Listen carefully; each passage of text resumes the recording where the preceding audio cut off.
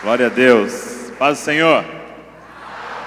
Uma honra muito grande estar com vocês. Agradeço muito a liderança de vocês, aos pastores, por esse privilégio. Meu nome é Douglas, eu sou de Bragança Paulista, interior de São Paulo. Sou casado com a Valéria. Eu tenho 2 filhos, a Luísa e o Davi. E eu coordeno esse movimento que o pastor diz, chamado Jesus Cop. E a gente está espalhado pela internet lá. O púlpito que Deus nos deu hoje para propagar o Evangelho são as redes sociais. E se você é alguém conectado, eu te convido a procurar lá Jesus Cop com Y e seguir a gente lá. A gente coloca mensagens todos os dias lá para abençoar as pessoas. Abra sua Bíblia comigo em Lucas, capítulo 15, verso 25, diz assim: olha, o filho mais velho estava no campo e quando voltava, ao aproximar-se da casa, ouviu a música e as danças. E chamando um dos servos, perguntou-lhe o que era aquilo. E esse lhe respondeu: teu irmão voltou e teu pai matou o melhor bezerro, pois o recebeu são e salvo. Mas ele se indignou e não quis entrar. Então o pai saiu e insistiu com ele. Ele, porém, respondeu ao pai: há tantos anos te sirvo e nunca desobedeci a uma ordem tua. Mesmo assim, nunca me deste um cabrito para eu me alegrar com os meus amigos. Chegando, porém, este teu filho, que desperdiçou os teus bens com as prostitutas, mataste para ele o melhor bezerro.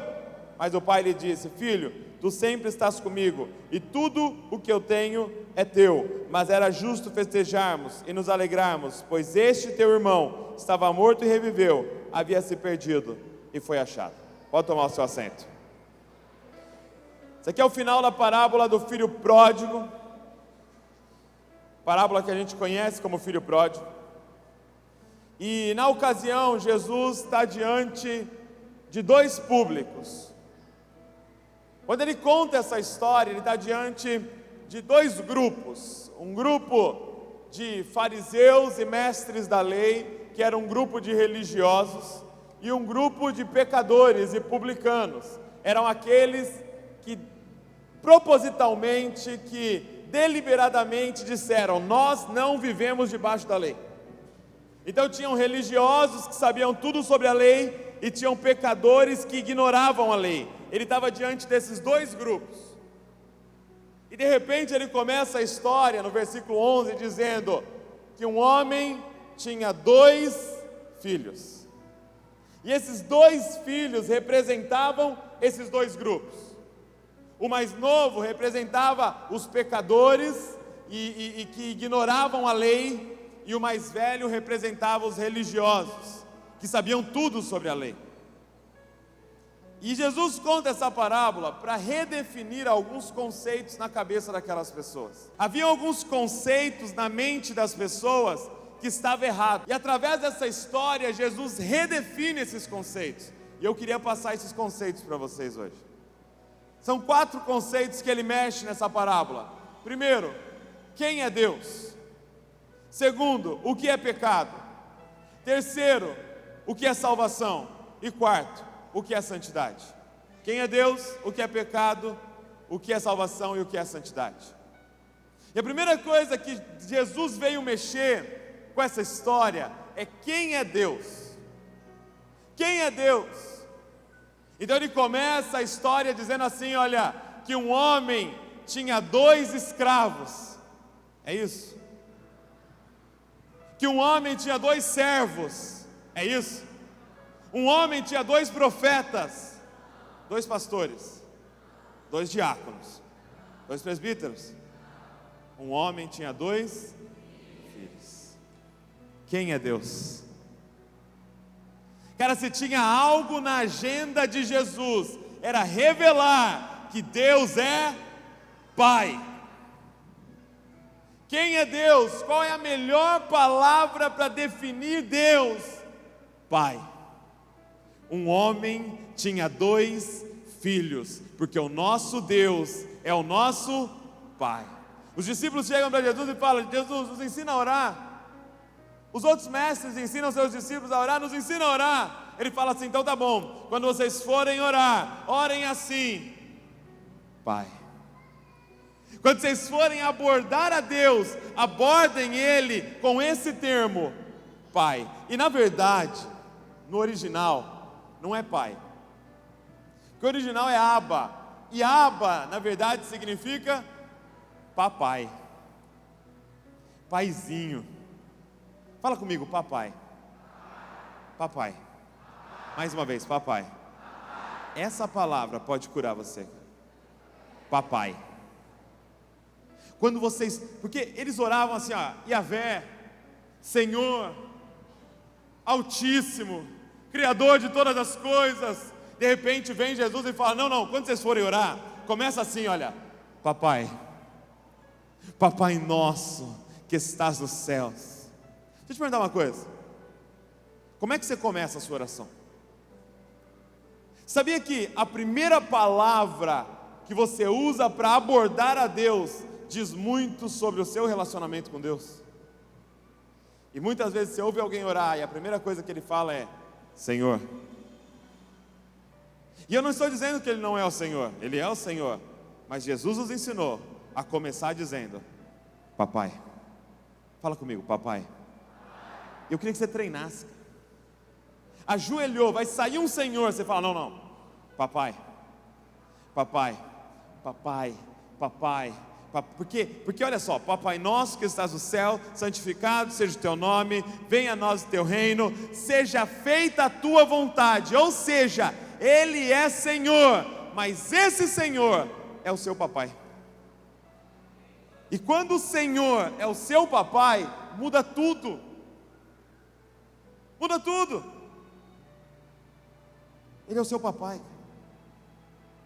Sabe? Mas falar que Deus é o nosso papai não era suficiente para aquela audiência. Porque no momento que eu falo para você, Deus é pai, na hora o seu cérebro faz uma coisa: ele liga com a primeira figura que ele tem lá dentro, armazenada, de pai. Ele fala: Deus é pai, então Deus é igual a essa figura que tem na minha cabeça aqui. Esse cara que me abandonou, esse cara que batia na minha mãe. Então Deus é autoritário. Então Deus não é presente. Então Deus é igual ao meu pai que me criou, meu pai biológico, aquele que eu nunca conheci. Então não era suficiente dizer que Deus é pai, ele tinha que falar que tipo de pai Deus é. E aí ele começa a falar que tipo de papai Deus é. E ele diz que o mais novo chega para esse pai e fala assim: pai, eu quero a minha parte da herança. A gente sabe que o primogênito, o mais velho, sempre recebia o dobro da herança dos outros filhos. Então provavelmente esse menino receberia 1/3 da herança. O mais velho receberia 2/3, e provavelmente ele ia receber 1/3 de tudo que o pai tinha. Agora, qualquer comentarista bíblico que você lê sobre essa passagem vai dizer que nessa época, pedir a herança com o pai vivo era desejar que ele estivesse morto. Esse menino chegar na cara do pai e falar: pai, eu quero a minha parte da herança, ele estava dizendo: pai, eu queria que o senhor morresse, mas o senhor não morre logo, então me dá as coisas e eu vou embora. Pai, eu estou aqui na fazenda só esperando o senhor morrer para pôr a mão nas suas coisas, porque o que eu realmente quero é as suas coisas, não um relacionamento com o senhor. Mas o senhor fica fazendo Cooper e comendo pão sem glúten e não morre? Então vamos encurtar, o senhor me dá as coisas e eu vou embora. Gente, aquele público, aquela audiência ouvindo Jesus, pensou na hora: eu conheço, ele fez isso com o pai dele, eu já sei o que meu pai faria. Ele vai dar uma surra de cabo de aço nele agora. Mas agora ele vai tirar a cinta, ele vai começar a bater nas pernas assim, ó. Ele vai expulsar de casa, E aí Jesus fala assim: não. Sabe o que esse pai fez? Vendeu 1/3 das propriedades dele e deu para um filho que desejava que ele estivesse morto. Que pai é esse? Deixa eu já começar a dizer algo para você: Deus é pai, mas não é igual ao seu pai. Ele é um outro tipo de pai. Aí esse menino vai embora, e a Bíblia diz que ele começa a gastar tudo de forma irresponsável. A gente sabe que ele se envolveu com prostituição, provavelmente com bebedices, com drogas que houvesse na época, com jogatina. Ele desonra o pai em todos os níveis possíveis. E aí, acaba o dinheiro, porque sempre acaba.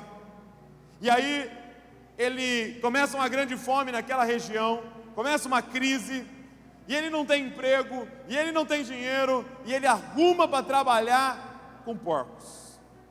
Ele está trabalhando com porcos, e ele deseja comer a comida do porco, mas ninguém dava nada para ele. E lá no lamaçal, ele tem um insight, ele cai em si, e aí ele pensa: quantos trabalhadores do meu pai têm pão com fartura, e eu estou aqui passando fome? E aí ele monta um plano: eu vou levantar, eu vou ir ter com meu pai, e eu vou falar para ele: pai, pequei contra ti, contra o céu, não sou mais digno de ser chamado teu filho, me aceita como um dos seus empregados. E aí ele vai. Quando ele chega, gente, o pai, a Bíblia diz que o pai o avista de longe. Imagina, ele está vindo de lá, saiu do lamaçal, saiu do meio dos porcos e está vindo. Você imagina a situação do menino. Aí ele está vindo, e a Bíblia diz: e o pai o viu de longe. Eu acho que todo mundo que estava ouvindo a história pensou: agora esse menino vai apanhar. Não é possível, tem que ter uma ação nessa história. Agora o pai vai pegar um cabo de aço e vai dar nas pernas dele. Agora o pai vai pegar a varinha de marmelo. Lembra da varinha de marmelo? Aqui tinha varinha de marmelo? É uma varinha que não quebra. Hã? De goiabeira, então. Você imagina? Minha mãe, gente, tinha uma varinha dessa, e ela deixava em cima da geladeira com a pontinha para fora. Você vai ficar apontando: ó Douglas. Aí eu olhava, tinha uma pontinha de uma varinha assim. Eles pensaram: agora esse menino vai apanhar. Sabe o que Jesus fala? Que o pai sai correndo, pula no pescoço dele e começa a beijar o rosto dele. Que pai é esse? Sabe, a parte mais escandalosa vem agora. Quanto tempo esse menino ficou fora? Quanto tempo?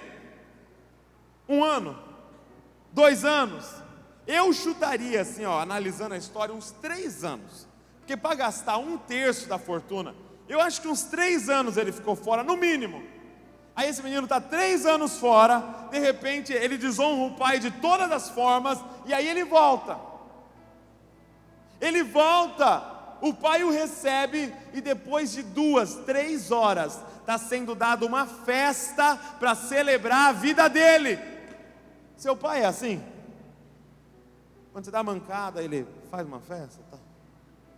Quando você desonra ele. Cara, Deus é pai, mas não é igual ao nosso pai, cara. Eu não sei se nem se cabe dentro da nossa cabeça o tipo de pai que Deus é. Eu não sei que Deus você conhece, mas eu vim dizer para você que Jesus veio revelar esse Deus, que é o nosso papai, que é rico em misericórdia, e que aceita pecadores de volta, e que dá uma festa quando eles se arrependem. Uma festa. Seu pai é assim? Eu lembro quando eu era adolescente, minha mãe comprou lá os materiais escolares para a escola, tal, né? E aí eu estava lá, começou o ano letivo, e eu usando lá o meu caderno, usando meus lápis de cor, e eu não sei o que eu fiz, eu perdi todos os lápis de cor, todos. Aí cheguei minha mãe e falei: mãe, perdi todos os lápis de cor, mãe, precisa comprar outra caixa para mim. Aí ela foi lá e fez o quê? Contou para o meu pai. Para quê, né? Sem necessidade nenhuma. Aí meu pai chegou para mim e falou: Douglas, eu vou comprar outra caixa, mas se você perder, você vai apanhar. Eu falei: tá bom, justo. Ele comprou outra caixa de lápis de cor para mim. Comecei de novo lá a usar os lápis de cor. Não sei o que aconteceu, perdi todos. Todos. Eu não sei o que eu fazia. Aí cheguei minha mãe e falei: mãe, tem misericórdia de mim, mãe. Não fala para o pai. Perdi todos. O que ela fez? Contou para o pai. Essa bobeira de transparência no casamento, essas coisas, sabe? Aí contou para o meu pai. Eu lembro que eu estava de boa, tomando banho, louvando ao Senhor, sabe? terminei, me enxuguei, pus a toalha ao redor aqui. Quando eu fui sair do banheiro, ele estava na porta, me esperando. Falou, não, entra aí. Ele tirou a cinta assim, ó. Tira essa toalha aí. Eu falei, não, que isso, espera aí. Deixa eu pôr uma calça jeans. Deixa eu pôr um moletom. Ele, não, tira a toalha aí. E me deu 12 cintadas, uma para cada cor. Você não sabe como eu agradeço a Deus de não ter aquelas caixas de 36 cores, sabe? Era só 12, graças a Deus. Cara, Deus é pai, mas não é igual ao seu pai. Ele é um outro tipo de pai. Quem é Deus? Diga comigo, papai. Papai. Segunda coisa que Jesus redefine nessa parábola é o que é pecado. Sabe, aquela audiência, aquelas pessoas que estavam ouvindo Jesus entendiam que pecado era quebrar uma das 613 leis que há no Antigo Testamento. Eles tinham lá o Pentateuco de Moisés, e lá tinha 613 leis, e eles sabiam todas de cor, e eles observavam todas, e eles entendiam, pecado é quebrar uma das leis. Mas aí Jesus traz uma revelação mais profunda de pecado, porque eles sabiam claramente que pecado é o que faz separação entre nós e Deus. Pecado é o que nos separa do Pai. E aí é muito óbvio que o mais novo está em pecado, porque ele foi para longe do Pai. Só que o problema é quando você chega no mais velho, que fica muito claro que o mais velho, mesmo dentro de casa, estava longe do coração do Pai, estava longe do Pai. Só que aí ele põe uma frase na boca do mais velho que complica tudo. O mais velho fala assim, olha, eu nunca desobedeci uma ordem tua, e o pai não o repreende. E o pai não fala, mas você lembra aquele dia? Não, o pai aceita essa afirmação. Aquele menino era irrepreensível em relação às leis. E como pode alguém que está obedecendo todas as leis estar em pecado? Como pode alguém que está obedecendo tudo estar longe do Pai? O que é pecado, gente? O que é pecado? E eu queria que você gravasse isso no seu coração. Pecado é mais do que quebrar uma regra. Pecado é mais profundo do que obedecer leis. Pecado é não amar o Pai acima de todas as coisas. Crava isso no seu coração. Pecado é não amar o papai acima de todas as coisas. Chegaram para Jesus e falaram, Jesus, como você resume a lei e os profetas? E ele disse, eu resumo assim, ama o Senhor teu Deus com todo o teu conhecimento, com toda a tua alma, com todo o teu entendimento, com todas as tuas forças. Isso resume tudo. O que é pecado? É não amar seu pai acima de todas as coisas. O mais novo estava em pecado, por quê? Porque amava mais as coisas do pai do que o pai. Ele tinha mais interesse nas coisas do pai do que o pai. O mais velho estava em pecado, por quê? Porque ele amava mais as coisas do pai do que o pai. Eu estou trabalhando todos esses anos para você, e você nunca me deu um cabrito. Peraí, você está trabalhando por um cabrito? Eu achei que você estava trabalhando porque você me ama, e porque você é meu filho, porque você é dono da fazenda inteira. Como é que eu sei que o mais velho não amava o pai? Porque quando você ama alguém, você se alegra com aquilo que a pessoa se alegra. E a alegria do coração daquele homem era a volta do filho dele. E aquele mais velho não conseguiu se alegrar com a alegria do coração do pai dele. Ele não amava aquele pai. Pecado é não amar o pai acima de todas as coisas. Os dois queriam as coisas do pai, só que cada um achou um caminho para pôr a mão nas coisas do pai.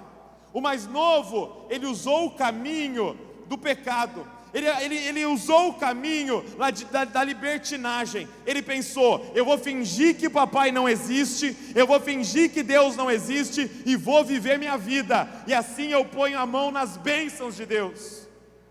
O mais velho usou um outro caminho para colocar a mão nas bênçãos de Deus. Sabe o que ele pensou? Eu vou obedecer tudo que Deus manda, eu vou fazer tudo, e aí no final eu posso apontar o dedo na cara dele e falar: o Senhor me deve uma bênção. Um usou o caminho da libertinagem, o outro usou o caminho da religiosidade. Um se perdeu na sua maldade e o outro se perdeu na sua bondade. Terceiro, o que é salvação? O que é salvação? Jesus dá um nó na cabeça de todo mundo com essa história, porque o que é salvação? Eles entendiam, aquele público que estava ouvindo Jesus, entendia que salvação era um esforço deles. Eles pensavam que um dia eles iam estar diante de um juiz chamado Yahvé, e o juiz ia pegar aquelas 613 leis e ver se eles se esforçaram o suficiente para obedecer. E quem se esforçou bastante pode entrar, quem não se esforçou não vai entrar. Por que os fariseus, os mestres da lei, tinham tanta raiva dos pecadores? Porque os pecadores não estavam se esforçando. E dá raiva quando você está se esforçando, ver alguém que não está se esforçando. Não é não? Você está se esforçando, você veio na igreja, aí você olha no Instagram, a pessoa foi na balada.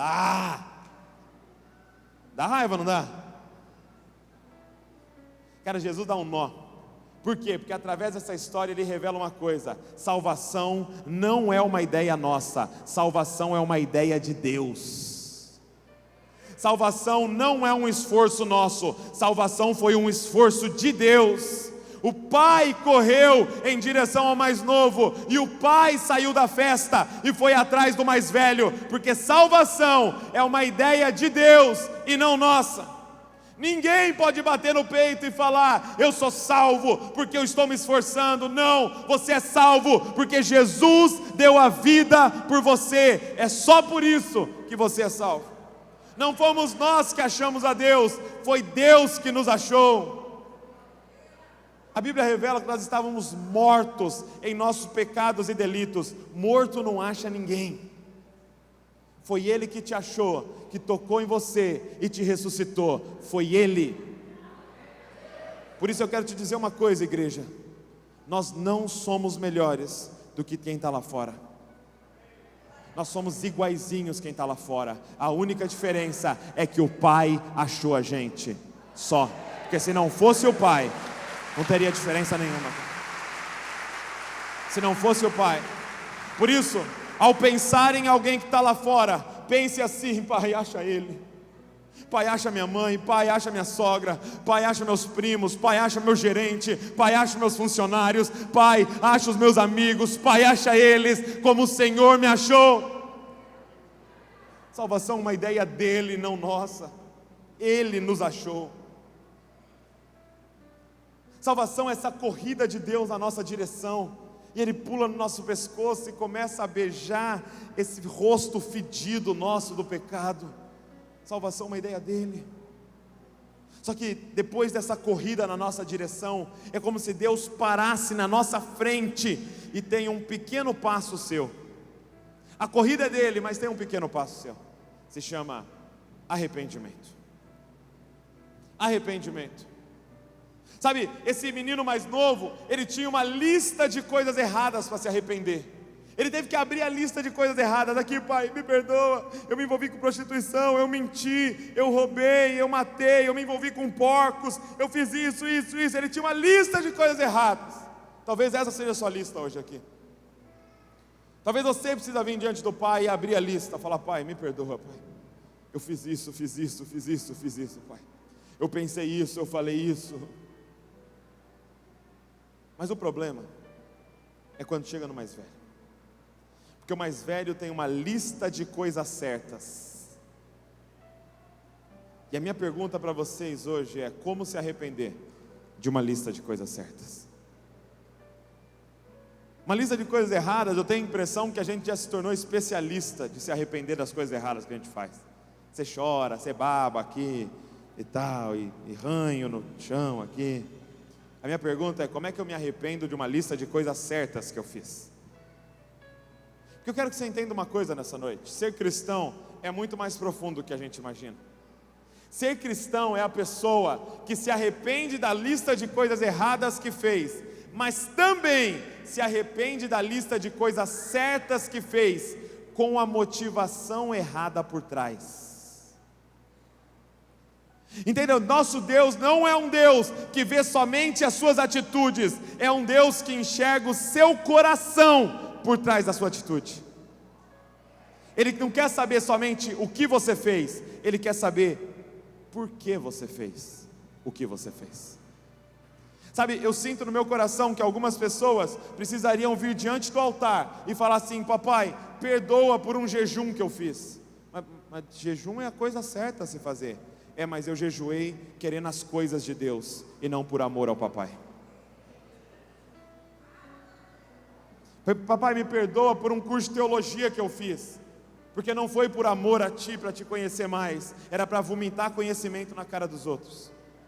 Pai, me perdoa por uma oferta que eu dei, por um dízimo que eu dei, porque não foi por amor a ti, papai, que eu fiz porque eu queria as suas coisas, e a motivação está errada. Então a gente tem que se arrepender.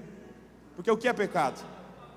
Pecado é não amar o Pai acima de todas as coisas. Ele está vendo o seu coração. E por último, o que é santidade?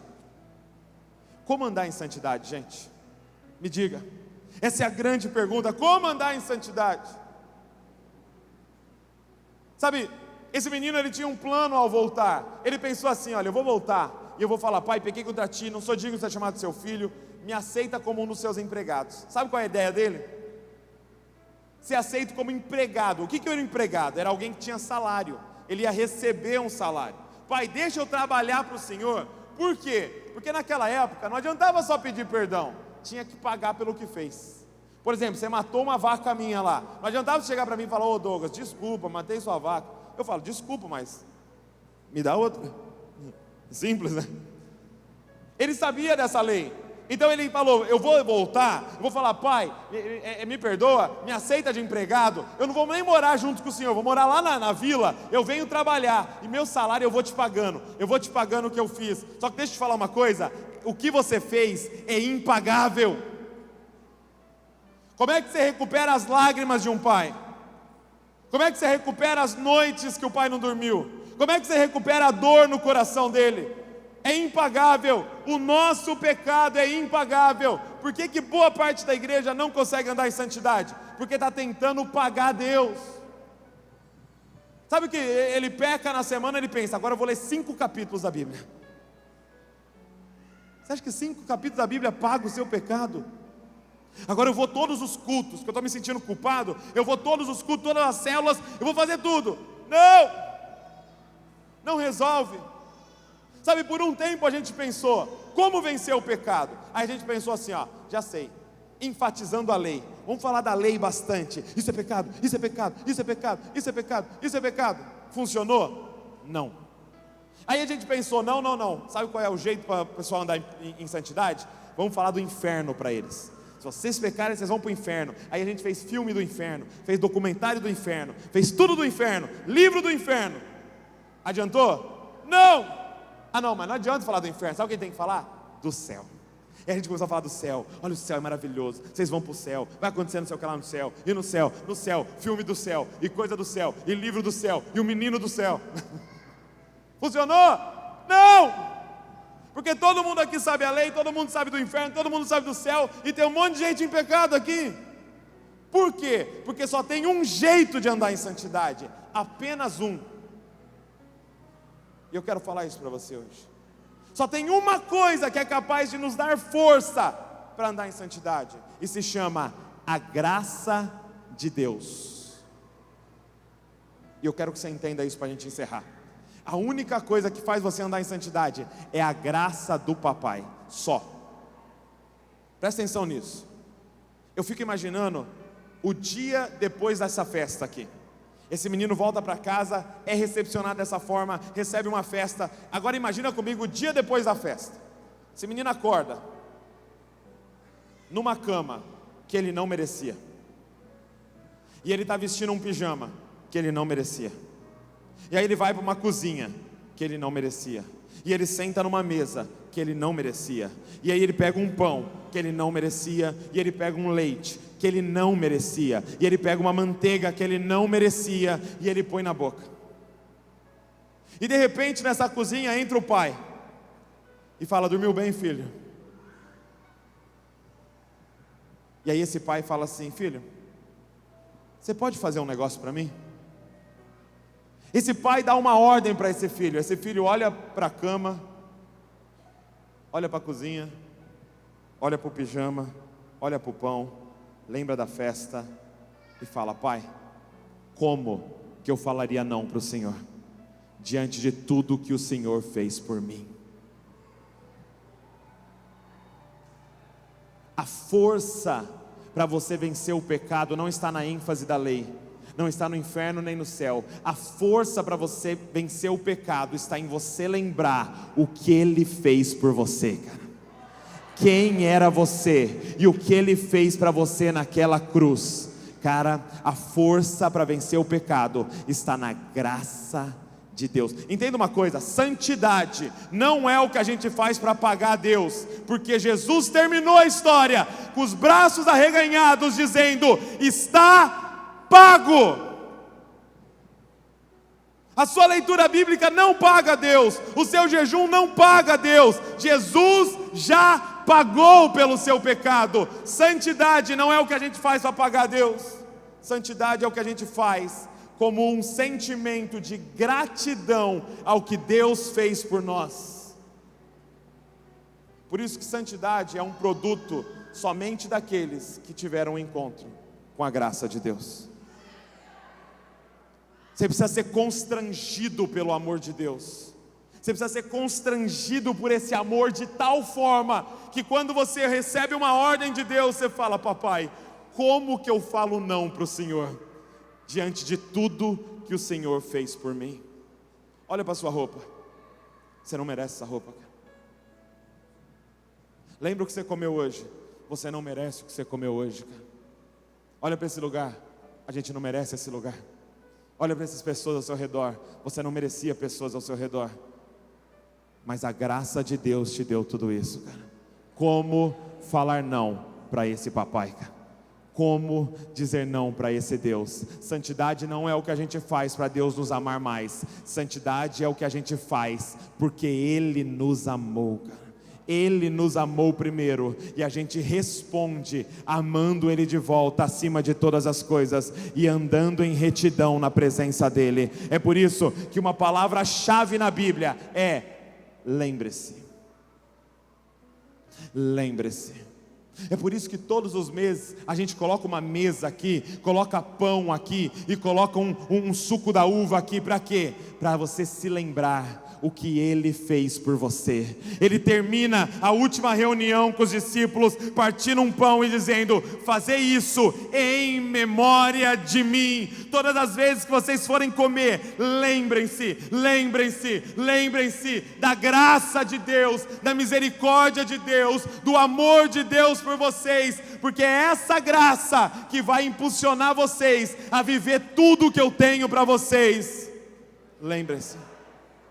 Domingo após domingo nós viemos aqui por um motivo: lembre-se, lembre-se. Célula após célula nós nos reunimos por um motivo: lembre-se. Discipulado após discipulado a gente discipula para um motivo: lembre-se, lembre-se, lembre-se da graça de Deus na sua vida, porque tudo que Ele pede para você é para você viver em resposta ao que Ele fez por você. Por que esse menino mais velho está tão bravo?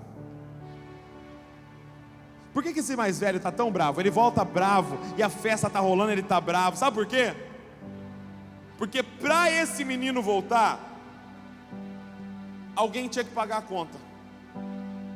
Deixa eu te perguntar, quem que ia pagar a conta para esse menino voltar? De quem que era aquele pão que ele estava comendo? De quem que era o bezerro que mataram na festa? De quem que era o pijama que ele vestiu? Era tudo do mais velho.